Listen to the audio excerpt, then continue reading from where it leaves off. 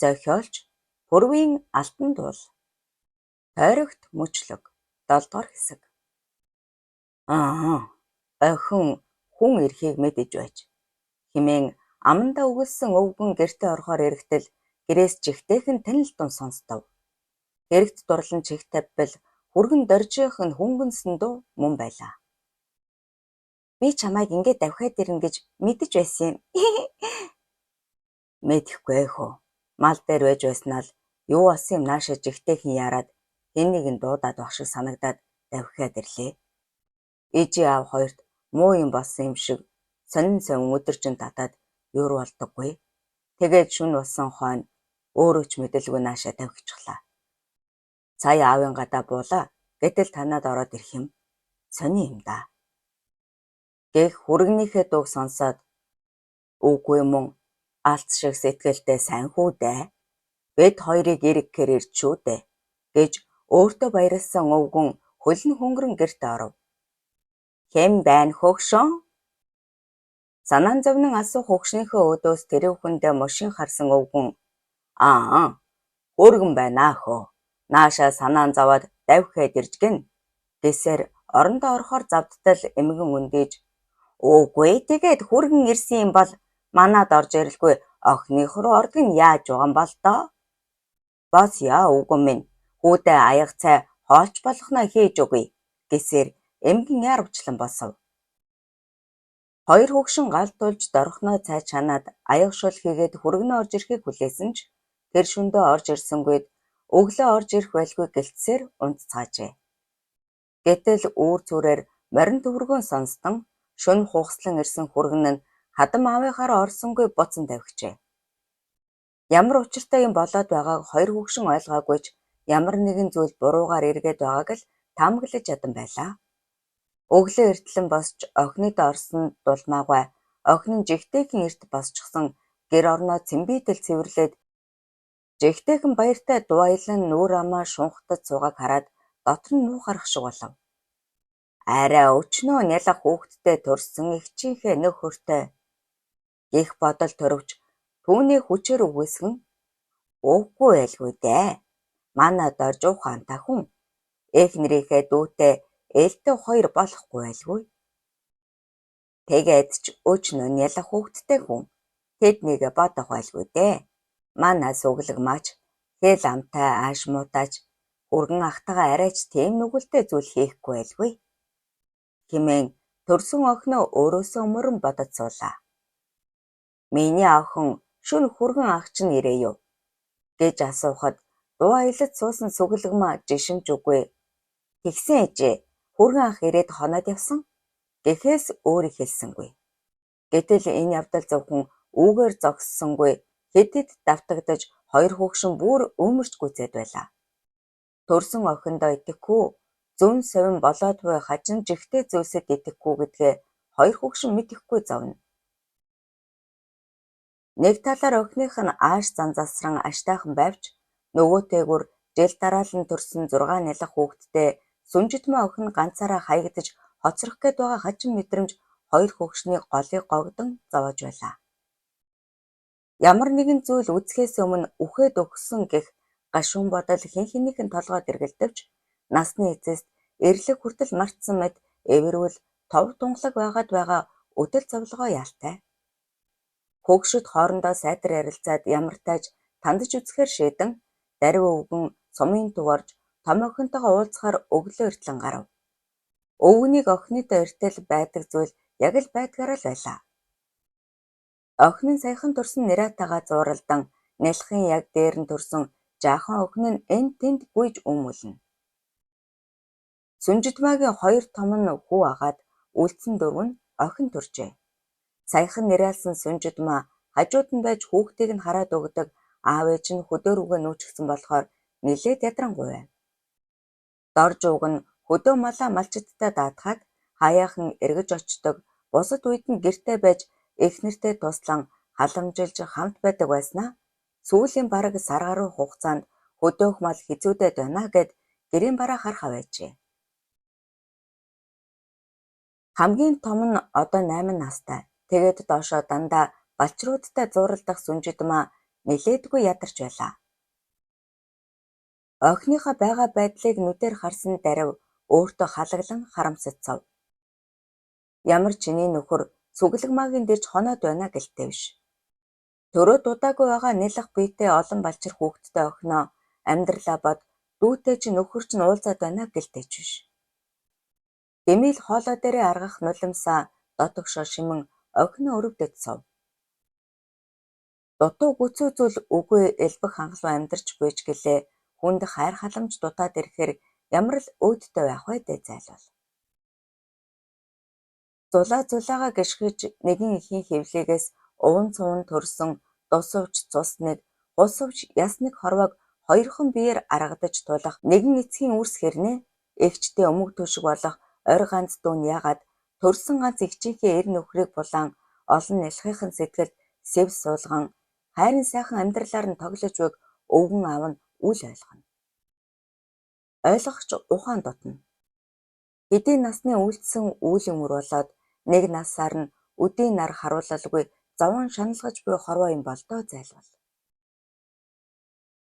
Өвгөн охиныдоо өнжөөд оройн наран хэвих үйс гэрлүүгээ гэлтрв.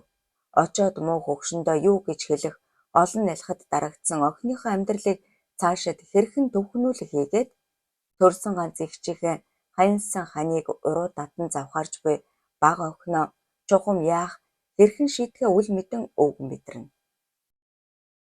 Тэр шүн улсан хойно арайхийн гэрийн бараа харсан өвгөн эмэгнийхээ хийж өгсөн аяга цайг оочлоод хоолж идэлгүй орондоо шургав. Өвгөнийхөө занг даанг нэг мэдэх дулмаа эмгэн таагүй зүйл болсныг шууд л гадарлан чимээгүйхэн орондоо шурглаа.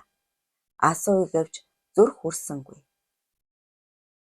Олон нэлэх нойтон хүүхэдтэй миний муу охин цаашид яандаа гэх гашуун бодол голгоогдон зовоож эмгэн орондоо тарчлана. Аль хэдийнэ ширгээ дуусчихдаг бол дуусмаар өнөөх гашуун нулимсал эмгэнд хань болон хазар тахан урсна. Цээж жарган нэг л хатуу оргин хоолоод тэглэн эмгэн бөгжгөө шахан тарчлана. Тэгэж хэвттэл морин төвөргөн сонстож өнөөх гайхал эр бололтой. Энэ удаад эмгэнд тэсч хэвтэж чадсангүй. Майжгийн хоёр гутлаа хөлдөө өглөж дээлээ хөдрөөд гарахад өвгөн ч бас дагалдав. Эхнэрийнхээ дүүгийн шөнө хугаслан ирдэг дорж эгээл гэрийн эзэн аятай хойморт ханхалзаж өнөөх адар муухай аштаагаараа нутагтаа алдартай суглагмаа хүүхэн нь энэд мэлтгнүүлэн өвдгийг дэрлэн эрхлэж суухыг харсан эмэгний нүдээр ус дүүрэн хэлэх гэж хэрэндэл бэлдсэн хитэн хатуу үг нь хоолой давалгүй тэгэлчгэв. Өвгөн харын энэ мөчийг хүлээж байсан бололтой эгчийнхээ нөхөрт эрхлэн жаргаж суугаа хүүхэн лүгээ асан барьж ирсэн сураараа толгой нуруугүй хэд сайн гөвшиж орхиход хадам эцэг их хоёроо гинэтхэн ороод ирэн чинээ санаагүй дорж үүд рүү ухс хийснэ буцаад яг хийтэл суучхав. Хүний урманд хүргэнийх намнаас үг унсангүй. Муу ижийн уйлан хайлан учирлаж аав нь зандчиж зөвхөн сүүлдээ аргадаж учирлан гуйсан ч цуглагмаа хүүхэн төрсөн ганц эгчийнхээ нөхөртөө ханилж нэг гэрт амьдран хэмээн дайрч одоо нэгэн цагаантаа гарлаа гэх шиг дорж харин хар цагаан дуугүй газар ширтэж суулаа. Эгчийнхэн нөхөр битгийхэл нэг эцгийн гэрт нэг ихийн хүүхдүүд болж өссөн эр ганц дүүгэж хайрлалгүй харилхийн хүн хамаагүй хэмээн дайрсаар нөхрөө болгож байсан суглагмаа хүүхэн одоо эгчийнхээ эр нөхрийг аваал нөхрөө болгоно хэмээн эцэг ихтэй тунхаглаж суув. Өвгөн эмгэн хоёрт хэлэх үг олдсонгүй. Уйлж учирлаж сүгдэж мөргөж өчнөн гуйсан ч суглагмаа байдгаараа зөрөөдлөн дайрсаар урд нь сүнмөрөвтэй суухтаа үхэн хатна гэж айлгадаг байсан бол энэ удаад олон нэлэх хүүхэдтэй эгчийгээ гэр оронтой нь хүйс тэмтэрнэ хэмээн уйлд эцэг ихээ зовоож байлаа. Ийхүү эр нөхөр нь хадан гэртээ очоод удаагүй байхад хайртай эгчийнхээ нөхрийг булаасан суглагмаа хүүхэн цагаан дагарч доржин гих өнөр өтгөн нэг аль хоёр хуваагдах нь тэрэ. Шөнжин хадам хөгшөдөө гэртээгээ хаалчглаа гэж зүүдэлсэн дорж өглөөс ирээд сэтгэл нь жигтэйхэн хөвсөл зөд байв. Зүүн орон дээр нэрээ охиноо тэрэн амгалан орсох эхнэрээ хараад баг зэрэг санаа нь амарсан ч ягаад ч юм хөдөө очиж хоёр хөгшнийг эргэмээр санагдаад ёор болсонгүй. Гэрийн хойморд зулж унтсан 4 том хүүхдээ харж инэвхээсэн дорж өвөртөө унтах хоёроо гарантай охиноо зөөлөн үнсээд ээжийнхээ өвөрт үнэгчлэн орьсох нарийгаа сэрхээс өмнө босч галаа тулж гэрээ дулаацуулахаар үндэв. Саяхан амарсан эхнэрээ дулаахан гэрт сэрэг гэсэндээ өглөө эртлэн боссоор бүр зуршил болчихож.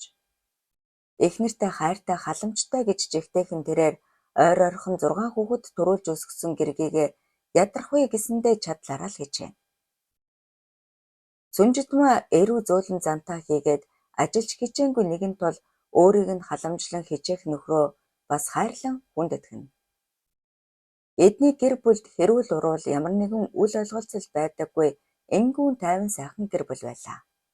Галаа тулж гэрээ дулаацуулсан дорж тогоо тавьж сайхан цай чанаад сууж байтал эхнэр нь сэрж өндөв. Тэрээр жаргалтай эхнэрийн дулаахан харцаар нөхрөө шагнан зөөлөн инэвхээсээр өндөлөө.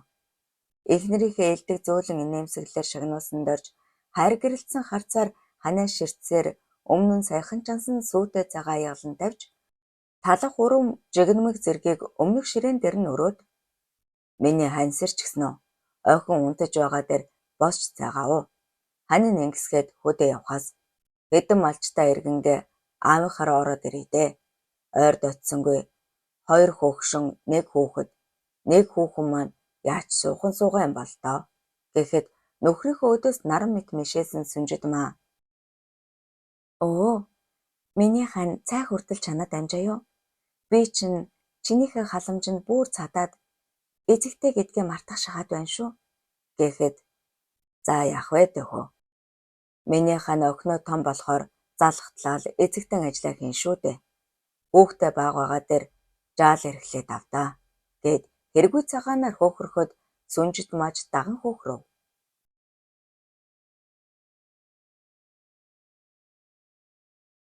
Босч гар нүрээ угааж үсээ самжихаад цайлаад сууж байтал хүүхдүүд нь араараасаа сэрж ээлж дараалан эзэгтэн ажилдаа орсон Сүнжидмаа ягаад ч юм нөхрөө хөдөө явна гэхэд нэг л дургүй явалмаргүй санагдаад байлаа. Гээд ямар амжиргаа залгуулах хэдэн малаа тэднийг нь маллах хэдэн малчтай битгий эрэг гэлтэй биш.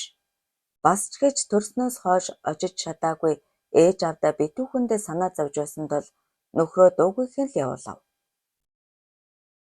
Өдөр гэрээсээ гарсан дорж хэдэн малчтайхаараа орж малчдтайгаа уулзаж явсаар нилээд оройтож хадам аавында маргааш нь очихоор төлөвлөн гэрийн зүг давхисан ч сумын төвийн гэрэл алсад гялалзаад ирэх үесэд ягаад ч юм гэрлүүгээ явж төвдөлгүй хадмынх руугаа татагдан одоо л очихгүй бол болохгүй санагдан гэгэлзээд байсанд буцаж давхив. Давхисаар шөнөөрөө болсон хойно хадмынхаа гэрийн барааг харсан тэрээр хадам аавынхаа гэрийн урдхан морио аргамжаад орлоо гэтэл хадам дөө сүгэлгмаагнд ороод иржээ. Яалтчгүй л хадам аавынхаа гэрийн босхийг алхаад орох шиг санагдсан ч сүгэлгмаагнд ороод ирсэндээ баггүй гайхсан тэрээр нэгэнд айлд ороод ирсэн монгол хүний ёсоор мэндэн дээш сув. Сүгэлгмаа түүнийг хүлээж байсан аятай инээд алтан өгтөж цаяглан бариад гал дээр тогоо тавин уус хийж аятайхан шүл бур хэлгээдгий гэхэд дорж татгалзаж чадсангүй. Сүгэлгмаа ихэд сайхан аашлан найлан хатан инээмсэглэж аль хэдийн бэлдээ тавьчихсан шимэн арх халааж ах та хизээ наашаа гарав. Би таныг ирэх болов уу гэд жаахан тогооны юм хадгалчихсан байсан юм. Шүл олтол ганц аяг уучих гэсээр өгөхөд дорж татгалзаж чадсангүй.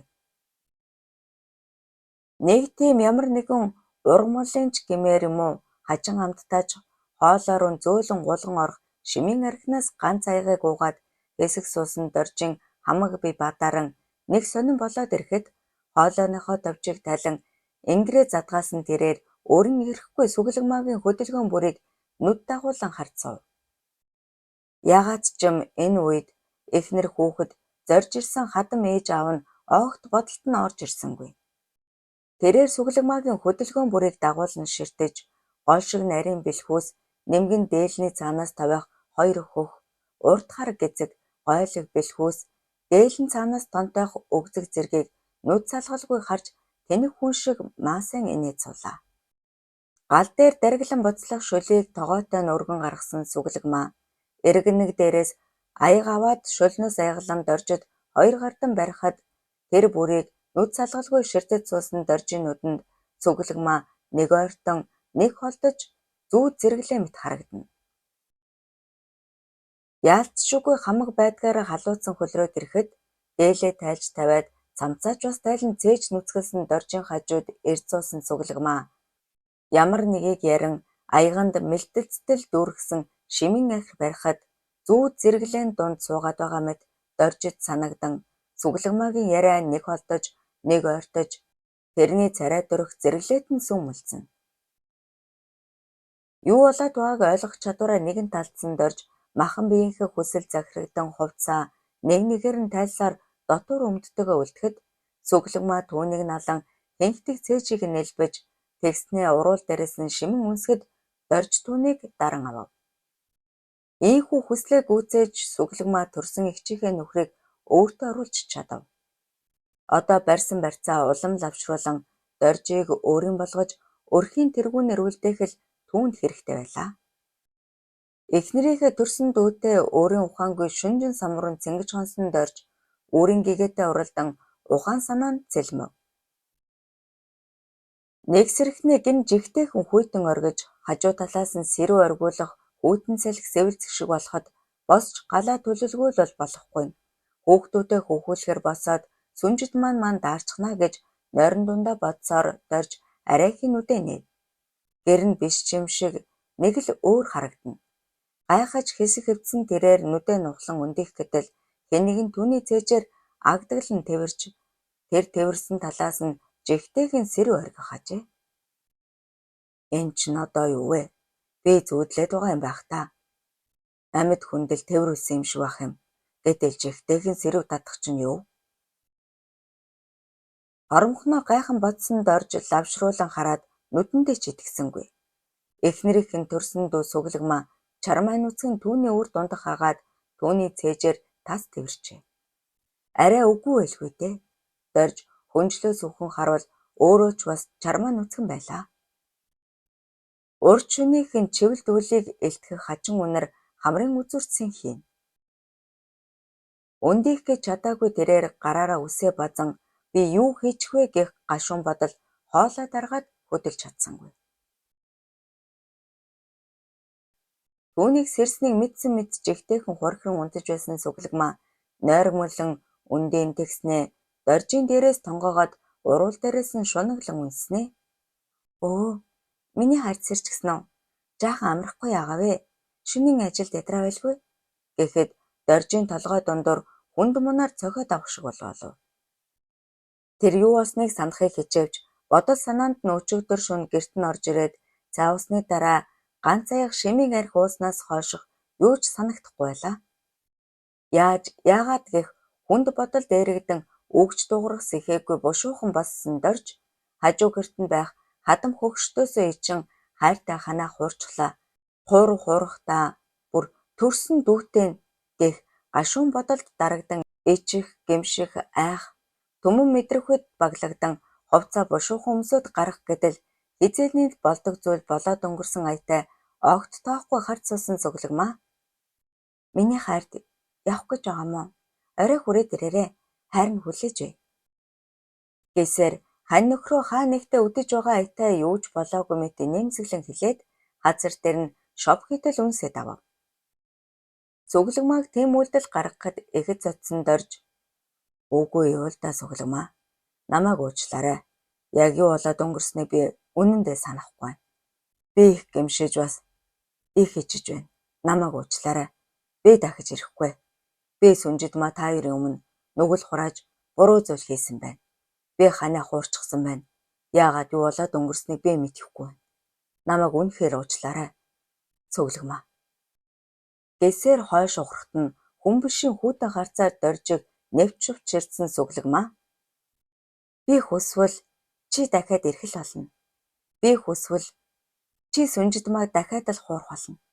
Миний хүслээр чи сүнжидмааг бүр мартчих болно гэд тажхинд л инээхэд өс нь өрвийн шиг болсон дорж бушуухан гараад хадмын хараж оролгүй мордон давхив. Хадмуудынхаа царайг харж хүргэнэ нь гээд мэд мэдэх нүрч түүнд байсангүй. Гагцхүү би эхнэрээ хуурчлаа. Хуурахтаа бүр төрсөн ганц дүүтэн шүү гэх гашуун бодолд эрэгдэн гэмшил харуулсал харамсал зэрэгцэн хаашаа явж байгаач мэдэлгүй баахан давхив. Давхиж мориноосоо бууж тамхиа асаан баахан суусан тэрээр дээш харан хэвтэж байснаа нэг мэтгэд унтчихсан байлаа. Тэр шүн болсон хойно сэрсэн дорж хажуудаа дээшлэх морио барьж унаад яг л гэртээ яарсан мэт давхсаар Сүглэгмээгийн гадаа иржээ. Одоо түүнд өөрөнгөх эрүүл ухаан үгүй болж Сүглэгмаад цэцгийн үнэр чунсан зүгийн аятаа татагдаж эхлэв. Шөнө хугаслан ирсэн дорж шууд л нүцэглэн Сүглэгмээгийн үрд шунган орж шүнжин цэнгсээр үүрийн зурвас цагаан гэгээнээр басан хөдөөх малчид руугаа давхиж одов. Эхнэр хүүхдээ гэх бодол түүний тархинаас арцсан мэт гээгдэж хайртай ханыхын дур Сүглэгмаагаар солигдож орхижээ. Өөрийнхөө өчүүхэн хүслийг гүйцээхийн тулд Сүглэгмаа хүүхэн юу хийж ямархан аргаар хүргэн ахыгаа өөртөө оруулсныг хэн ч үл мэднэ. Нэгэн эцэг эхийн хэвлэгээс цувран мэндэлж хорвоод хоёулахнаа хүн болж эцэг эхийнхээ наран болон гэрэлтэж өсчгөөд төрсөн эгчийнхээ нөхрийг булаагаад суучихсан бага охиндоо дарив дулмаа хоёр гомдохын дээдээр гомдож байв. Наасан удал эцэг эхээ бодоод амьд ахуйд минь битгий юм нүгэлтэй зүйл хийгээч дээ. Зулаагаа гიშ гэж төрсөн ганц эгчийгээ боддгоо маа гэхэд 6 нэлэх үрийг нь бодоод эгчийнхээ нөхрийг гэрт нь буцаагаач дээ гэж өвгөн эмгэн хоёр бага охиноосоо сөгдөж суугаад уйлан хайлан гуйсан ч Сүглэгмаа тэдний үгэнд орсонгүй. Дорж чухам юу бодож яагаад эхнэрийнхээ дүүтэй ингээд нөхцчихснийг тэд үл мэдэгч хүргэн хүүгээхээ зан авир уг хүнийхэн суур хүмүүжлэг бодсон ч энд нэг л зүйл буруугаар эргээд байна гэдгийг хоёр хөгшин гадарлаж байлаа. Уг нь Сүглэгмаа сүнжид манаар эцэг эхээс хоёулахнаа шүү дээ. Үхснээс үлдсэн хоёрхон охиноо өргөж авсан ганц хүүгээ торгон дороож толсонд хөлбрүүлээгүйч айлын хүүхдүүдийн эддгийг идүүлж өмсдгийг өмсгөж хүний хүүхдээс дутаахгүй гэсэндээ дарив дулмаа хоёр хэрэндээ л хичээсэн. Чангахан дугуйрвал айчихгүй, нудраад авбал гомдоочихгүй гэсэндээ тэр хоёр охиндооч тэр хүүдээч тэр хатуу хэлхэн битгийхэл муухай харж үзэлгүй эрх дураар нь өсгсөн.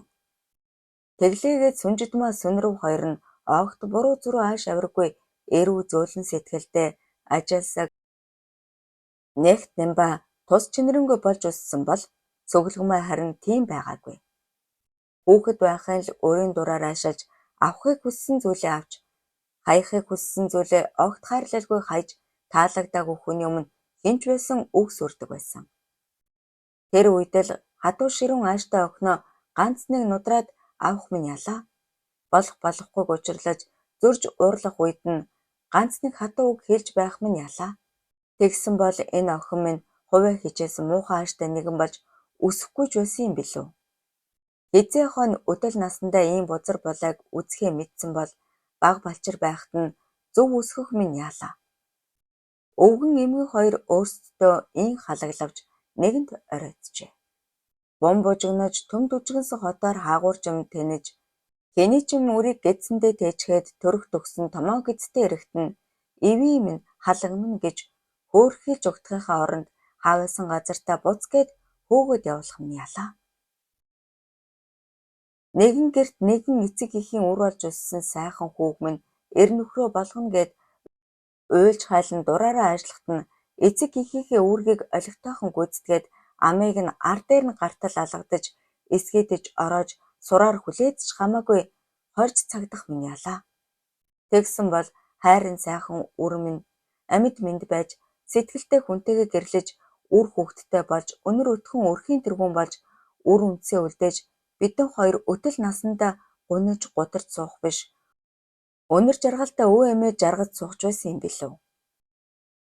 Тэр үед л энэ дураараа хүүхний хүслээр байж хэлснийг нь өгдөөгүй биелүүлдэг боо шиг биш эцэг эх шиг нь хатуу чанга байсан бол одоо ийм гутам шиг зовлон үзээч үү үгүй ч үү. Хоёр хөгшин дэмийл ин шаналж болоод өнгөрсөн цаг хугацааны араас өөрсдийгөө буруутган шанална. Хорвоод хоёрхан үрсийнхээ нэгийнх нь зовлон шаналл нөгөөгийнх нь бузар гудамжийг үзэх гэж ийм өндөр наслаа юм байхдаа чаваас гэж. Эзэн насны үүлийн үр одоо насанд минь амьлаж өөрсдийнхөө төдийгүй үрсийнхээ зовлон шаналанг үзэх үүрэлтэй юм бол доо энэ хөгшин толгойнууд. Хоёр хөгшин дэмэл бухимдан энхүү ганцран. Нэгэн дөнгөрсөн хорвоо гэдэг шиг төрсөн ихчээсэн салж төрсөн дүүтэй нэг гэрт орсон дорж хоёр хөгшнөөс эмээх нь битгийхэл аава ээжээ хэмээн гэмгүй хүн шиг ажиллах нь гайхшил төрүүлнэ. Ямар ч тач бага охин нь одоо өрийг нь гих хантай болсон тул хоёр хөгшин тэднийг орхиж нэлэх балжир өөрсдийгөө хаягдаж хоцорсон томьёо охиндоо хань бараа болж хаяанд нэмдрахаар шийдэн нүүхээр бэлдэж эхлэв. Өвлийн хахир хүүдэн хэдийнэ дуусаж хаврын өрөн оржээ. Бага охин алт шиг хүргэндээ голдоо ортол гомдсон хоёр хөгшин гэрээ булгаж ачаалахаар зэхэж байлаа. Гэтэл хоёр ч хөнгөн тэрэг тэднийхийг чиглэн ирэхийг харав. Эхний машинаас доржийн томьёогч нөхрийн хамт аав ээжтэйгээ буухыг харсан хоёр хөгшин охиныхоо өмнөөс ичин орох байх газраа олж ядан сандрав. Гэрээ буулгаагүйсэн бол гэртээ ороод нуугдчихно гихсэн. Гэтэл одоо гэрээ буулгаад ачхад зэхэж зогссон хоёр хөгшин хаана нуугдах? Өөрсдөө гин хийсэн аятай доошоо харан уулалцаж хүнд загнуулсан нялх хүүхэд аятай хуруугаараар оролдон нусаа шор хийтэл татан зогсох хоёр хөгшнийг гудууд нь өрөвцөн үү? Ямар тач Монгол ёсоор мэд мэдээд хүүгийнхээ оргонцгоод байгаа сүглэгмаагийн гэрийг чиглэв.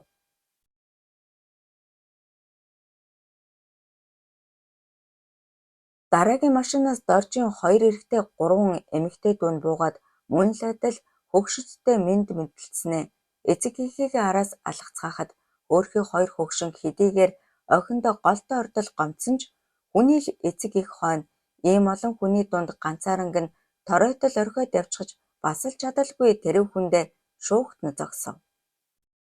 Гэрд орсон улсын чанга ярилдах тодхон сонсогдно. За хүүхэн гуй. Төрсөн хичээгээ эр нөхөртэй эрен бололцож нэг оронд ордог Монгол ёс бэд мэдэхгүй. Дорж чээж бас хүний сайхан охиныг залуу сайхан насанд нь хайртай дуртай гэд авч суусан. Өөчнөө жил ханисан ханаа боддоггүй маа гэхэд өөрийнхөө үргэлжлэл мах цусны чинь дасархаа болсон 6 нэлэн хүрээ бодож болсонгүй юу? Өөрийнхөө нэр сүрийг боддоггүй юм аа гэхэд эцэг ихээ бодсонгүй юу? Бид чамайг ийм хүн болгож өсгөөгүй. Манай удамд ийм бузар булаа зүйл хийсэн хүн байгаагүй. Үнэхээр сэтгэл нийлэхгүй бол салж болноо. Бололгүй яах вэ? Хоёр сэтгэл бит хийхэл эрүү толгойд салдаг юм. Гэвч яаж толгой нэрэг гэхээр эхнэрийнхээ төрсөн дүүтэй. Хэлэгч үг алга даа хүмүн. Бид энэ бузар булаа үйлдлийг чинь зөвшөөрөхгүй. Яасан ч зөвшөөрөхгүй. Одоо биднийг дагаад яв. Эхнэр хүүхэд дээр оч. Сүнжид ма чамааг өршөөхгүй л байх. Гэхдээ яах вэ? Өлмийг дэж сөгдөж, өшөөл гуйгаад үүдний хатавчанд нь боолуулаад суусан ч яах вэ? Хэдэн хүүхдээ бодоод харж үз. Доржийн аав учирлагч биш, загнахч биш хэлэхэд дорж тагдаггүй гөлөж харин сүглэгмаа ичих нүрээ хэдийнэ гээсэн бололтой хангинаж би доржиг явуулахгүй. Би ч гэсэн жирэмсэн. Доржийн хүүхдийг тээж байгаа. Эхнэрийнхэн дүү байхаар яадаг юм? Эхнэрийнхэн дүү байлаа гэд хайртай хүнтэйгээ гэрлэж болохгүй мó? Би доржтой амьдрна. Доржийн хүүхэд миний хэвлээд байна. Яагаад бид хоёр амьдарч болдоггүй юм? Гэд эхэр татан уйлж гарахад өвгөн юм хэлсэнгүй. Харин доржийн том эгч эхэд эгдүүцэн хэдэн үг хэлснээр бөөн хэрүүл болж ганц дайчин ганц артахгүй гэсэн шиг сүглэгмаа тэднийг элдвэр гэлэн дайрч давшлан уйлж орилсоор тэд яаж ч чадалгүй сүглэгмаагийнхаас хөөгдөн гарав. Энэ бүхнийг гэрийн гаднаас сонсон хаашаа нуугдахаа мэдэхгүй умирч суусан хоёр хөгшин гудуудаа охиндоо элдвэр хэлүүлэн хөөгдсөөр гарч ирэхэд эцсэндээ өвөлжөөнийхөө ард очиж нуугдан суулаа. Доржийн аав ихэд хэлэгнэн хүүгээ хидэд оруулгаад авсан ч дорж тэднийхээ үгэнд орж дагаж явсангүй. Харин эцэг их ах дүүг нь элдвэр хэлэн харааж хашигчих сүглэгмааг тэнэг хүн шиг ширтэж суулаа. Ерөөс дөнгө тэнэг хүн шиг болчихсон хүүгээ тэд хажирхан гайхсаар буцав. Цуглэгмаа үс гизгээс ихсэлэгчгсэн аимшиг царайтай хүүхэн араас нь гарч ирээд тэдний араас үнш сороо цацсан. Та нарын удам судар сайтай чинь тэнд дээл байдгийн багаз. Та нар яасан олуулаа юм? Харнаа та нарыг. Байнга юм олуулаа бусдыг дээрлэхэж яваарай. Тхүй муусан өхлүүд. Сүн сүлдийг чинь төрүүлж нэг нэгээр чинь түүнэ. Их өнөр өтгөн гэлөө та нар. Үхэж хэвт. Сүглэг магийн урдаас үг сүрсэн хүн яадгийг хараарай. Химэн хараан хашигчж байгаад гэртээ оров. Охиныхоо аимшигтай төрөх хэлэхгүй үгийг өчнөө сонссон хоёр хөгшинд намжсан залбирахаас өөр хийж чадах зүйл байсангүй. Ёр ямар гэж чөтгөрийн үр болохоор төрсөн дууч тэр нутаг нугийнхан даач тэр дааж давшгүй гай тарьж суугааг хэн мэдлээ. Яалтч үгүй амнаас нь тасарсан ам атлаа ягаад ийм чөтгөрлөг шинжтэй болчихсныг өвгөн эмгэн хоёр үл мэднэ. Нэлэх балчир өрн хүртэл хаанаас нь гардаг байна гэмээр хүйтэн цэвдэх сэтгэлтэй хүүхэд хэмгүй хорон үйлдэл хийдэгт нь тэдж ирхэн. Чаддагсан бол унтаж байхад нь шатаачмаар санагдавч даанч төрүүлээд өсгчгсөн охин хонгор үрээ яаж ч галд өргөх хүлээдээ. Уйлж өмөрч өхөөд өгдөггүй өтөл зовлогоо зүгхэх хоёр хөгшин ямар тааж олон нэлэх үртэйгээр зовд суугаач магадгүй сүглэгмаагаас илүү жаргалтай байж мэдэх томохноо зорин хөдөлгөхөд бага охин нь хүний урманд гэрээсээ гарч ирж баяртайч гэж хэлсэнгүй. Амьдрал чухам хаашаа хөдөлж цаашид ямархан тавлан өгтөхийг үлмдэх хоёр хөгшин нүдэндээ нулимстай зүрхэндээ гунигтай нүүдэлэн одлоо. 7 дугаар хэсэг төгсөв.